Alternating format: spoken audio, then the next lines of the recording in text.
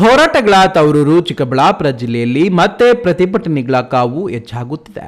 ಜಿಲ್ಲೆಯು ಬರಗಾಲ ಎದುರಿಸುತ್ತಿದೆ. ಸಾಗುವಳಿ ಭೂಮಿಯನ್ನ ಅರಣ್ಯ ಇಲಾಖೆ ಆಕ್ರಮಿಸಿಕೊಳ್ಳುತ್ತಿದೆ. ಕೈಗಾರಿಕೆಗಳಿಗೆ ರೈತರ ಭೂಮಿಯನ್ನ ಕಬಳಿಸಲಾಗುತ್ತಿದೆ.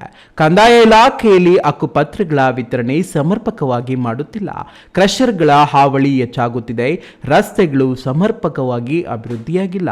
ನೀರಿನ ಸಮಸ್ಯೆ ಬಿಗಡಾಯಿಸುತ್ತಿದೆ. ಹೀಗೆ ಹತ್ತಾರು ಸಮಸ್ಯೆಗಳ ಬೇಡಿಕೆ ಆಧಾರದಲ್ಲಿ ಜಿಲ್ಲೆಯ ಒಂದಲ್ಲ ಒಂದು ಕಡೆ ನಿರಂತರವಾಗಿ ಪ್ರತಿಭಟನೆಗಳು ನಡೆಯುತ್ತಲೇ ಇವೆ. ಚಿಕ್ಕಬಳ್ಳಾಪುರ ತಾಲೂಕು ನಂದಿ ಪಂಚಾಯಿತಿ ಸಿಂಗಾಟ ಕದಿರೇನಹಳ್ಳಿ ಗ್ರಾಮದಲ್ಲಿ 30ಕ್ಕೂ ಹೆಚ್ಚು ದಲಿತ ಕುಟುಂಬಗಳು 16 ವರ್ಷಗಳಿಂದ ಸಾಗುವಳಿ ಮಾಡಿಕೊಂಡಿದ್ದ ಜಮೀನನ್ನೇ ಅರಣ್ಯ ಇಲಾಖೆಗೆ ಸೇರಿದ್ದು ಎಂದು ಆಕ್ರಮಿಸಿಕೊಂಡಿದೆ.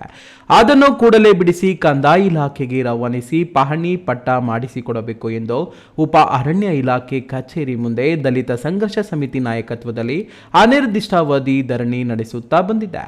ಅಲ್ಲಿಂದ ತಹಶೀಲ್ದಾರ್ ವಿರುದ್ಧ ತಾಲೂಕು ಕಚೇರಿಗೆ ಮುತ್ತಿಗೆ ಹಾಕಿ ಪ್ರತಿಭಟಿಸಿದ್ರೆ, ಅದಾದ ನಂತರ ಸಮಾಜ ಕಲ್ಯಾಣ ಇಲಾಖೆ ಡಿಸಿಆರ್ಇ ಪೊಲೀಸ್ ಸ್ಟೇಷನ್ ಮುಂದೆ ಅರಣ್ಯ ಇಲಾಖೆ ಅಧಿಕಾರಿಗಳ ಕಚೇರಿ ಮುಂದೆ ಹೋರಾಟ ಮಾಡಿದ್ರು. ಕಣ್ಣು ಕಿವಿ ಮುಚ್ಚಿ ಕುಳಿತಿರುವ ಜಿಲ್ಲಾಡಳಿತದ ವಿರುದ್ಧ ಇಂದು 4-5 ಪ್ರಗತಿಪರ ಸಂಘಟನೆಗಳ ನೇತೃತ್ವದಲ್ಲಿ ನೇರವಾಗಿ ಜಮೀನುಗಳಿಗೆ ಪ್ರವೇಶಿಸುವ ಚಳುವಳಿ ಹಮ್ಮಿಕೊಳ್ಳಲಾಗಿತ್ತು. ಗ್ರಾಮಗಳ ಬಳಿ ಫಾರೆಸ್ಟ್ ಇಲಾಖೆಯವರು ದೌರ್ಜನ್ಯವಾಗಿ ಬಂದಂತ ಸಂದರ್ಭದಲ್ಲಿ ಆ ರೈತರನ್ನ ಒಟ್ಟುಗೂಡಿಸಿಕೊಂಡು ಎದುರಿಸಿರ್ತಕ್ಕಂಥ ನಮಗೆ ಇಲ್ಲಿ ಮಾದರಿಯಾಗಿ ಅವರು ನಿಂತಿದ್ದಾರೆ. ಹಾಗಾಗಿ ಇವತ್ತು ಚಿಕ್ಕಬಳ್ಳಾಪುರದಲ್ಲಿ ಕೂಡ ಇವತ್ತು ನಮ್ಮನ್ನ ಅವ್ರೇನ್ ಮಾಡಕ್ಕಾಗಲ್ಲ. 1 ಪಾರ್ಟಿ ಪವರ್ ಸೆಕ್ಷನ್ ಮಾಡಿದ್ರೆ ಕೇವಲ ನಮ್ಮನ್ನ ನೀವು ಗುಂಪು ಕೂಡಬಾರ್ದು, ನೀವು ರ್ಯಾಲಿ ಮಾಡಬಾರ್ದು, ಪ್ರದರ್ಶನ ಮಾಡಬಾರ್ದು, ಜಮೀನಿಗೆ ಹೋಗಬಾರ್ದು ಅಂತ ಹೇಳಿ ತಡೆಯುವಂತ ಕೆಲಸ ಅವ್ರು ಮಾಡಬಹುದು. ನಾವು ಹೆದರುವಂತವರಲ್ಲ. ತಾಲೂಕಿನ ಮುದ್ದೇನಹಳ್ಳಿಯಿಂದ ವಿಟಿಯು ಕಾಲೇಜು ಗೇಟಿನ ಮೂಲಕ ಸಿಂಗಾಟ ಕದಿರೇನಹಳ್ಳಿ ಅರಣ್ಯ ಒತ್ತುವರಿ ಭೂಮಿಗೆ ನುಗ್ಗಲು ಕೆಂಪು, ನೀಲಿ, ಹಸಿರು ಮತ್ತು ಅರಿಶಿನ ಬಾವುಟಗಳಿದ್ದು ಪಾದಯಾತ್ರೆ ಹಮ್ಮಿಕೊಂಡಿದ್ರು. ಮುದ್ದೇನಹಳ್ಳಿ ಬಳಿ ಜಮಾಯಿಸಿದ 100 ಕಾರ್ಯಕರ್ತರನ್ನ ನಿಯಂತ್ರಿಸಲು 300ಕ್ಕೂ ಹೆಚ್ಚು ಪೊಲೀಸರನ್ನ ನಿಯೋಜಿಸಲಾಗಿತ್ತು. ಒಬ್ಬ ಎಸ್ಪಿ, 2 ಡಿವೈಎಸ್ಪಿ, 8 ಜನ ಸಿಪಿಐ, 15 ಜನ ಪಿಎಸ್ಐ, 3 ಕೆಎಸ್ಆರ್ಪಿ ತುಕಡಿ, 4 ಡಿಎಆರ್ ಹಾಗೂ 250ಕ್ಕೂ ಹೆಚ್ಚು ಪೊಲೀಸ್ ಸರ್ಪಗಾವಲಿನಲ್ಲಿ ಮುದ್ದೇನಹಳ್ಳಿಯಿಂದ ವಿಟಿಯು ಗೇಟ್ನವರೆಗೂ ಕಾಲ್ನಡಿಗೆ ಜಾಥಾ ಮಾಡಿದ ರೈತರನ್ನ ಪೊಲೀಸರು ತಡೆದರು. ರೈತರ ಹೋರಾಟ ತಡೆಯಲು ಪೊಲೀಸ್ ಇಲಾಖೆ ನಿಷೇಧಾಜ್ಞೆ ಜಾರಿಗೊಳಿಸಲಾಗಿತ್ತು.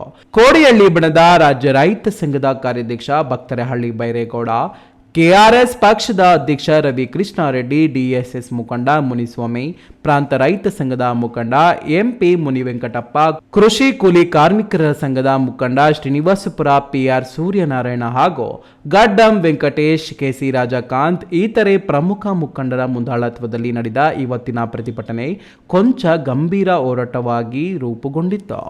ಮಹಾತ್ಮ ಗಾಂಧೀಜಿಯವರ ಆದರ್ಶದಲ್ಲಿ ಈ ಹೋರಾಟಕ್ಕೆ ಮುಂದಾಗಿರುವ ಜನರನ್ನ ಅವರು ರೈತರನ್ನ ಕರೆದುಕೊಂಡೋಗಿ ಜಮೀನಿಗೆ ಬಿಡುವಂತಹ ಸಂದರ್ಭದಲ್ಲಿ ಅಂತಹದಕ್ಕೆ ಅರಣ್ಯ ಇಲಾಖೆ ಅಧಿಕಾರಿಗಳೇನಾದರೂ ಅಡ್ಡ ಬಂದ್ರೆ ಅವರನ್ನ ನಿರ್ಬಂಧಿಸೋದಿಕ್ಕೆ ಮಾತ್ರ ಪೊಲೀಸ್ ವ್ಯವಸ್ಥೆ ಇರಬೇಕೇ ಹೊರತು ಇಲ್ಲಿ ಬಂದಿರುವಂತಹ ರೈತರ ಪರವಾಗಿ ಪೊಲೀಸರು ನಿಂತು ರೈತರಿಗೆ ಇಲ್ಲಿ ಬಂದಿರುವಂತಹ ಹೋರಾಟಗಾರರಿಗೆ ರಕ್ಷಣೆ ಕೊಡಬೇಕಾದಂತಹ ಕೆಲಸವನ್ನ ಪೊಲೀಸರು ಮಾಡಬೇಕು ಅಂತ ನಾನು ಅವರಲ್ಲಿ ವಿನಂತಿ ಮಾಡ್ತೀನಿ. ವಿಟಿಯು ಬಂದ್ ಮಾಡಿದ ಪರಿಣಾಮ ಹೋರಾಟಕ್ಕೆ ಬಂದಿದ್ದ 1,000ಕ್ಕೂ ಹೆಚ್ಚು ಪ್ರತಿಭಟನಾಕಾರರು ಗೇಟ್ ಮುಂದೆ ಧರಣಿ ಕುಳಿತರು. ಡಿಸಿ ಸ್ಥಳಕ್ಕೆ ಬರುವಂತೆ ಪಟ್ಟು ಹಿಡಿದ್ರು. ಖಾತೆ ಪಹಣಿ ಪಟ್ಟ ಹೊಂದಿರುವ ರೈತರನ್ನ ಸ್ಥಳಕ್ಕೆ ನೀವೇ ಕರೆದೊಯ್ಯಿರಿ, ನಾವು ಇಲ್ಲೇ ಇರ್ತೇವೆ ಅಂತ ಪಟ್ಟು ಹಿಡಿದ್ರು. ಸರ್ಕಾರಕ್ಕೆ, ಜಿಲ್ಲಾಡಳಿತಕ್ಕೆ ಹಾಗೂ ಪೊಲೀಸರಿಗೂ ಧಿಕ್ಕಾರ ಹೋಗಿದ್ರು. ಯಾರು ಎಷ್ಟು ಬಡ್ಕೊಂಡ್ರು ಪೊಲೀಸರು ಮಾತ್ರ ಇವರ ಯಾವ ಬೆದರಿಕೆ ಜಗ್ಗಲಿಲ್ಲ. ಕೊನೆಗೆ ಸ್ಥಳದಲ್ಲಿಯೇ ಮುಖ ಮುಡಿದ ತಹಶೀಲ್ದಾರ್ ರಶ್ಮಿ ಹಾಗೂ ಎಸಿ ಅಶ್ವಿನ್ ರವರನ್ನ ಕರೆದು ತಮ್ಮ ಬಳಿ ಇರುವ ಎಲ್ಲ ದಾಖಲೆಗಳನ್ನ ಪ್ರದರ್ಶಿಸಿದ್ರು.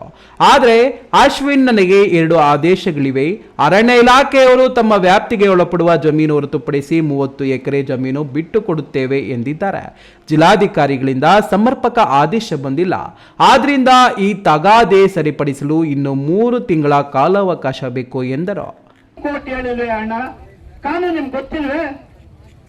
ಅದೇ ರೀತಿ ಇವತ್ತು 2016ರಲ್ಲಿ ಸಿದ್ದರಾಮಯ್ಯ ಸರ್ಕಾರ ಇದ್ದಂತ ಸಂದರ್ಭದಲ್ಲೂ ಕೂಡ 100 ಎಕರೆ ಒಳಗಡೆ ಏನಾದರೂ ರೈತರು ಎಲ್ಲಾದ್ರೂ ಕೂಡ ಉಳುಮೆ ಮಾಡ್ಕೊಂಡಿದ್ರೆ ಯಾವುದೇ ಕಾರಣಕ್ಕೂ ಒಕ್ಕಲೆಪ್ಪಡಿಸಬಾರ್ದು ಅಂತೇಳಿ ಸರ್ಕಾರದ ಸಂಸ್ಥೆಗಳು ಇಲ್ವೇ?